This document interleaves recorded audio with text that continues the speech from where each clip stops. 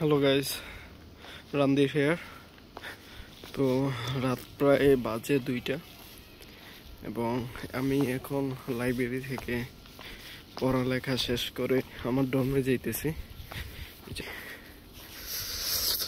সবাই ঘুমাই গেছে অলরেডি,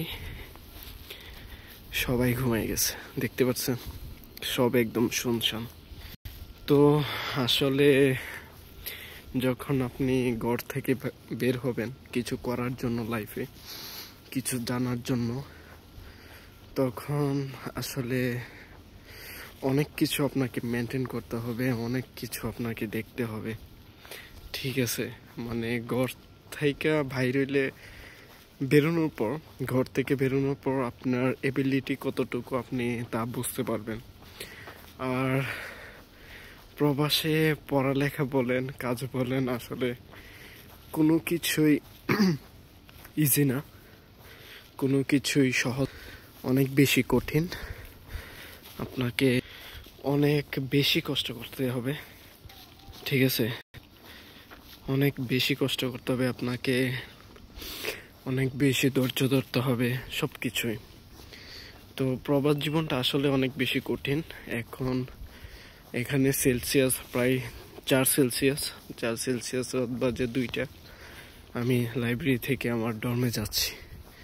আমি বাসায় থাকতে 3 বেলা মা খাবার আইনা দিত, বাট আমি তখন পড়তাম না, একটুও পড়তাম না। হ্যাঁ, বনে খাবার আইনা দিত, বিছানাতে শুয়ে থাকতাম, মোবাইল টিপতাম।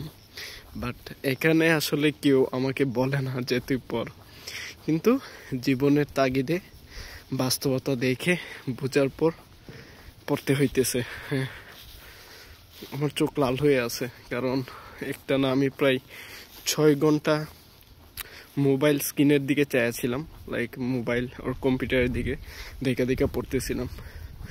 তার জন্য চোখ লাল হয়ে গেছে অলরেডি।